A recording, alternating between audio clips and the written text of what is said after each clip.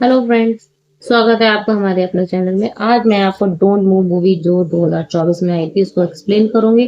तो फिल्म की शुरुआत में एक आयरिश नाम की लड़की होती है जो बहुत ही ज्यादा दुखी होती है क्योंकि कुछ समय पहले उसके बेटे की मौत हुई होती है और उसे लगने लगता है कि उसकी जिंदगी जैसे रुक सी गई है।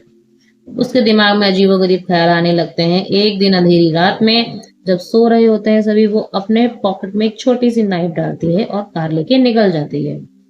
सुबह वो उन पहाड़ियों के पास आ जाती है जहां उसके बेटे को दफनाया गया था और वे अपने बेटे से कुछ इमोशनल बातें करती है और उसे बताती है कि वो अपनी लाइफ में खुश नहीं है। और चलते हुए वो एक पहाड़ी के किनारे आ जाती है। वो कूदने ही वाली होती है कि वहां एक आदमी आ जाता है।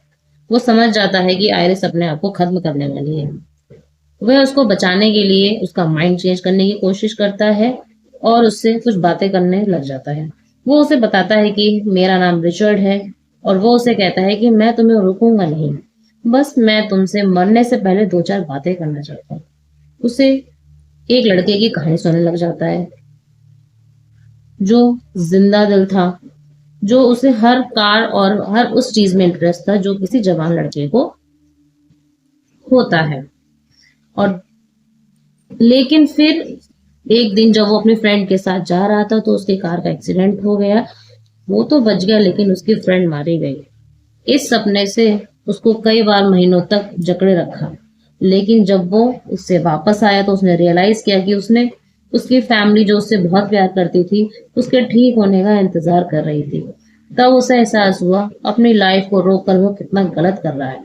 वो आयरिस से कहता है कि इस कहानी का मकसद बस इतना बताना था कि कोई भी मरना नहीं चाहता, बस कुछ कमजोर लम्हे उन्हें यहाँ ले आते हैं।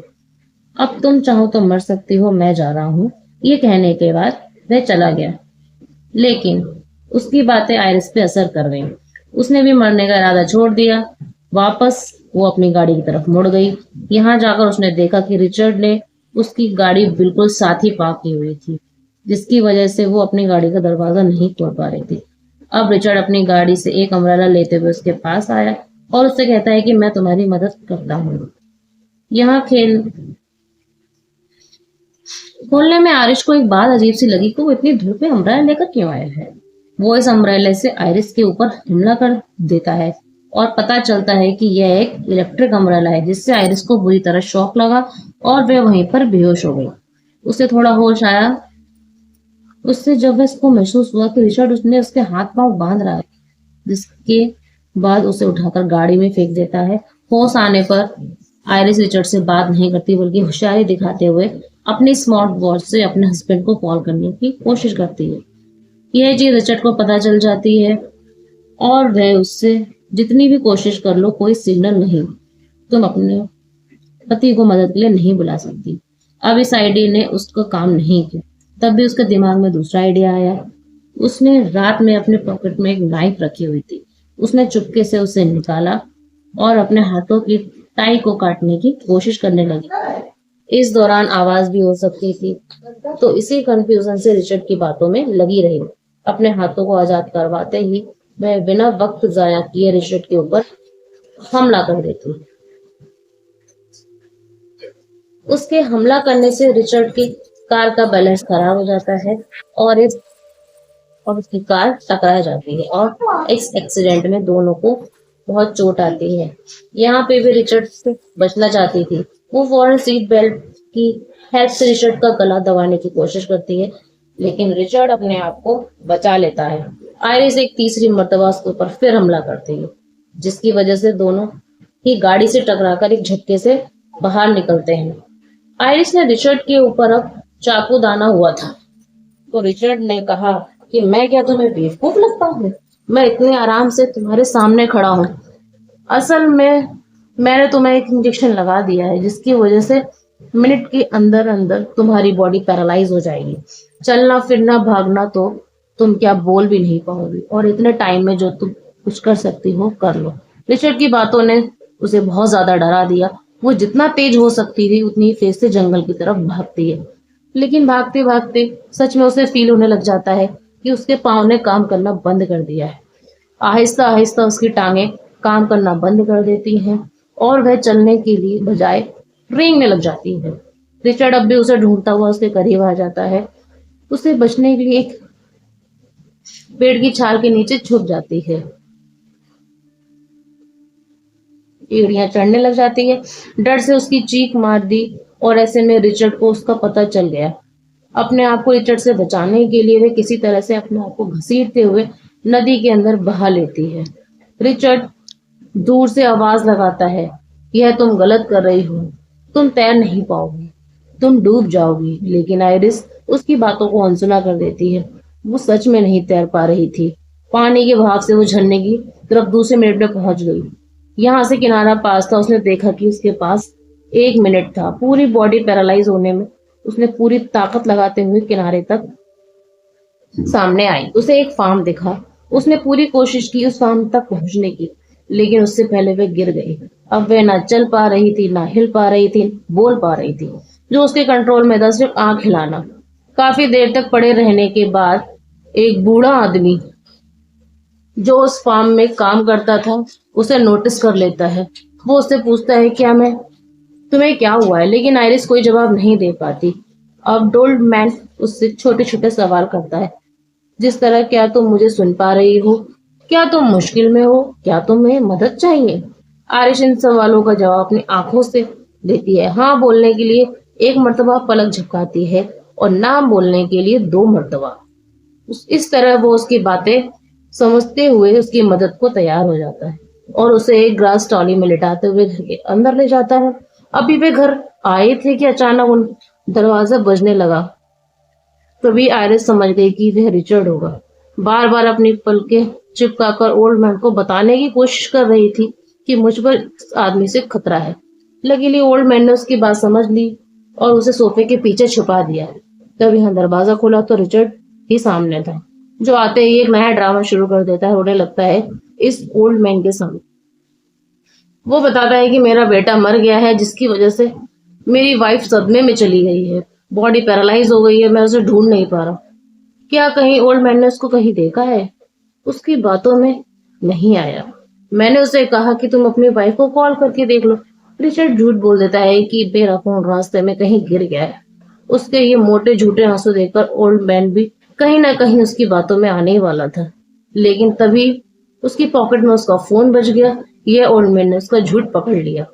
अब रिचर्ड ने अपना असली चेहरा ओल्ड मैन को दिखाते हुए कहा। ओल्ड मैन से कहता है, ठीक है, अगर तुमने मुझे पहचान नहीं लिया है तो सच सच बता दो कि आयरिश को क्या तुमने देखा है या नहीं। ओल्ड मैन ने उसे भगाने के लिए पुलिस को कॉल करने की धमकी दी, लेकिन रिचर्ड ने उसके ऊपर ही हमला कर दिया। लेकिन वो नहीं जानता था कि ओल्ड मैन ने उसे कहीं ज्यादा ताकतवर है। ओल्ड मैन ने उससे मुकाबला किया, उसे खूब पीटा, यहाँ तक कि रिचर्ड की ताकत आधी रह गई थी। वो रिचर्ड को नीचे गिराते हुए पुलिस को कॉल करने ही वाला था, लेकिन तभी रिचर्ड के हाथ एक चाकू लगा, जिसने ओल्ड मैन की टांग के अंदर स्टेप कर दिया और उससे ओल्ड मैन नीचे गिर गया। रिचर्ड ने उसके पांव में वही चाकू निकालकर उसके पेट पे बुरी तरीके से घुमा दिया और उसे डेथ कराते हुए ओल्ड मैन वहीं मर गया। और इस सोफे के पीछे से अपनी आंखों से ये सब देखती रह गई। जो हुआ था बहुत बुरा हुआ था। उस ओल्ड मैन, उसकी वजह से ओल्ड मैन मारा गया, क्योंकि अब रिजल्ट फंस चुका था। उसने एक मर्डर कर दिया था। इन सारी चीजों को छुपाने के लिए वह केरोसिन ऑयल से भरी हुई कैन को घर में डाल देता है। यहाँ से इस घर को जलाकर बाहर निकल जाता है। आरिस जिंदा थी, वो जिंदा नहीं जलना चाहती थी, इसलिए उसने बमुश्किल से अपनी एक उंगली हिलाई और विंडो की ग्रिल में डालकर उसे खोलने और बंद करने लगी। बाहर से रिचर्ड ये सब नोटिस कर लेता है। वो देख लेता है कि अंदर कोई जिंदा है। जो भी था उसके लिए खतरा हो सकता था।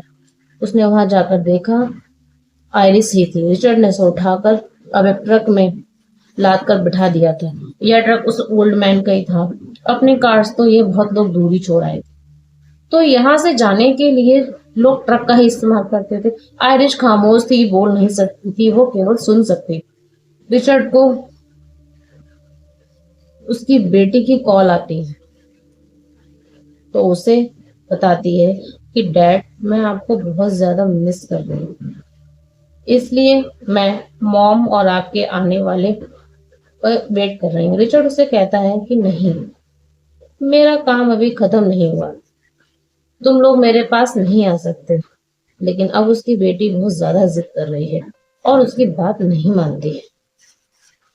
अब हम इसके आगे की मूवी बताते हैं कि आगे क्या हुआ। जब उसकी बेटी बहुत ज्यादा जिद करती है तो वो उसे बता देता है कि हम तो घर में आने वाले हैं। इस चीज से रिचर्ड बहुत ही ज्यादा टेंशन में आ जाता है। इसी टेंशन में उसका एक्सीडेंट होते होते रह जाता है। और इससे भी ज्यादा बुरा काम यह होता है कि गाड़ी में फ्यूल खत्म हो जाता है। फ्यूल डलवाने के लिए वो फ्यूल स्टेशन पे आता है। आयरिस को एक कैप पहना देता है ताकि लोग उसके एक्सप्रेशन को ना देख पाए। यहाँ पर आइरिस अपने हाथों का पूरा जोर लगा देती है सीट बेल्ट खोलने में, लेकिन बॉडी के पैरालाइज होने की वजह से उसके जितने हाथ हिल पा रहे थे वे उतने काफी नहीं थे। बात थी यह कि वह एक लड़के को देखती है जिसकी उम्र उसके बेटे जितनी। देखकर उसे शायद वह ज्यादा इमोशनल हो जाती है। यह देख यह बच्चा भी शायद उसे पहचान लेता है कि शायद वो किसी मुसीबत में है। इससे पहले कि वो आयरिस से कुछ पूछ पाता, बच्चे की मॉम उसे वहां से आके ले जाती है और पहचान गई थी कि यहाँ पर आयरिस के साथ कुछ तो गड़बड़ है। इसलिए उसने पीछे से पुलिस को कॉल लगा दी, गाड़ी का नंबर भी बता दिया उसने। अब कार ड्राइव करते हुए वहीं ले जा रहा था। उसने अपनी कार को पार्क किया और इस कार को वापस अपने घर की तरफ ले जाना चाहता था, लेकिन इससे पहले ऐसा हुआ कि पुलिस ऑफिसर आकर उसकी गाड़ी रोक लेता है और उसे बताता है कि उसकी गाड़ी के बारे में कंप्लेन आई है। टीचर बड़ी कॉन्फिडेंस से कहता है कि नहीं, आपको कोई गलत फहमी नहीं है, यहाँ पे तो सब नॉर्मल है, बस आपकी मैं अपनी वाइफ के साथ ट्रिप पे जा रहा हूँ। तो ऑफिसर कहता है ठीक है, क्या मैं आपकी वाइफ से बात कर सकता हूँ। आरिफ की शक्ल देखकर बच्चा भी कह सकता था कि उसके साथ कुछ गड़बड़ है। रिजल्ट ऑफिसर से कहता है कि ये बस स्ट्रोक है, इसलिए ऐसी हरकतें कर रही है। इनकी बातों में किसी भी आयरिस की विंडो को नीचे से कामयाब हो जाती है। ऑफिसर को देखते ही उसके पास जाते हैं, पूरी बॉडी जोर लगा हल्की सी आवाज में कहने लगती है हेल्प मी। यहाँ तक कि सारी कहानी पलट जाती है।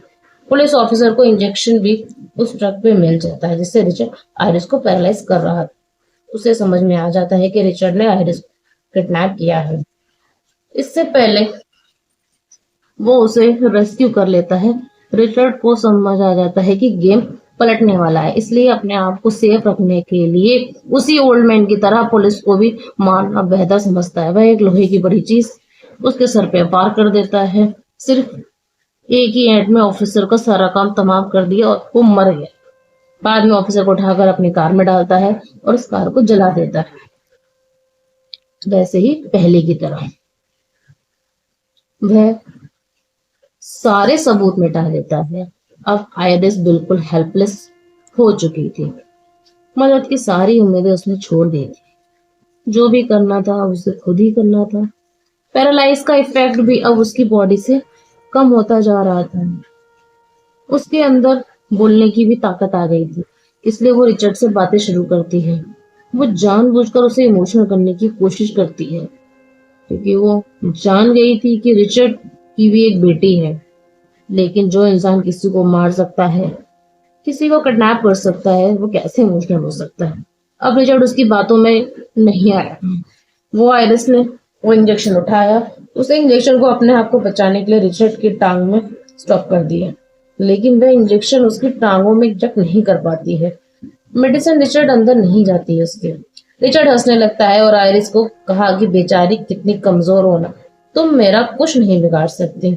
अच्छा, मैंने प्लान चेंज किया है। पहले मैं तुम्हें अपने घर ले जाकर मारने वाला था, लेकिन वहां तो मेरी फैमिली आ रही है, तो अब मैंने सोचा है कि तुम्हें नदी में लेकर मारूंगा। और ये बात वो उसे बताता है। पहले मैं तुम्हें टॉर्चर करना चाहता था, मुझे मजा आता है तुम्हें ऐसा करने से, लेकिन अब मेरी फैमिली ने सारा प्लान बिगाड़ दिया। वो उसे लेकर नदी आ जाता है और उसे घसीटते हुए एक बोट में बिठा देता है। आयरिस आधे जिस्म की ताकत के साथ बैठी हुई थी। वो अपने आप को बचाने के लिए कुछ नहीं सोच रही थी। तभी उसे रिचर्ड की बैग में एक चाकू नजर आता है। उसके दिमाग में एक नया आइडिया आया। वो यहाँ रिचर्ड के सामने रोने का ड्रामा करती है और रिचर्ड से कहती है कि मेरी पेन की पॉकेट में मेरे बेटे की फोटो है, मैं उसे आखिरी मर्तबा देखना चाहती हूँ। क्या तुम मरने से पहले तुम मेरी पॉकेट से वो पिक्चर निकाल के दे दोगे? रिचर्ड हंसता है, लेकिन वो उसकी बात मानने को तैयार हो जाता है। वह जैसे ही उसके करीब आता है, जैसे ही नीचे झुका तो आइरिस ने बिना वक्त गवाए उसके पीछे से चाकू बाहर निकालकर उसकी गर्दन के नीचे की तरफ मुंह के अंदर स्टेप कर दिया, और वह इससे इसकी मौत होने लग जाती है। वह पागल सा होने लग जाता है। आइरिस को मारने के लिए उसने अपनी गन निकाली, लेकिन आइरिस ने उसकी गन छीन ली और उसी को शूट कर दिया, जिसकी वजह से वो पानी के अंदर गिर गया। आइरिश खुश थी, उसने अपने दुश्मन को मार दिया। एक किलर को उसने मार दिया। अब उसकी जान बच गई थी, लेकिन शायद मुसीबत अभी टली नहीं, क्योंकि उसने देखा कि जिस बोट में वे उस टाइम थी, उस बोट में गोली लगने की वजह से सुराख हो गया था। पानी तेजी से बोट में भर रहा था, जिसकी वजह से आइरिस इसी के अंदर डूबने लगी। वो हिल नहीं सकती थी, कुछ कर नहीं सकती थी, क्योंकि आधी बॉडी अभी तक उसकी पैरालाइज थी। अच्छी बात यह हुई कि बॉडी के पैरालाइज होने की वजह से वो किसी मुर्दा लाश की तरह ऊपर आ गई, और कुछ ही देर में जैसे उसकी बॉडी नॉर्मल हुई, वो तैरते हुए किनारे पहुंच गई और हंसने लगी। उसे यकीन नहीं हो रहा था, उसने अपने आप को एक साइकोपैथ किलर से बचा लिया। वो खुश थी, यहाँ से जाने ही वाली थी। उसने देखा कि डिटेड भी कुछ दूर किनारे से बचकर बाहर निकल आया है। वह उसे देखने के लिए उसके पास आती है कि वह अभी भी जिंदा है, जख्मी था, अपनी आखिरी सांसें ले रहा था। आयरिश चाहती थी कि पुलिस को बुला दे, उसे अपना बदला लेना था, तो वह तड़पता हुआ मरता हुआ छोड़कर चली आती, और मूवी यहीं पर खत्म हो जाती है। अगर आपको मेरा ये मूवी एक्सप्लेनेशन पसंद आया है तो वीडियो को लाइक करें और शेयर करें। Thank you. मामा आपने तो पूरी कहानी सुना दी।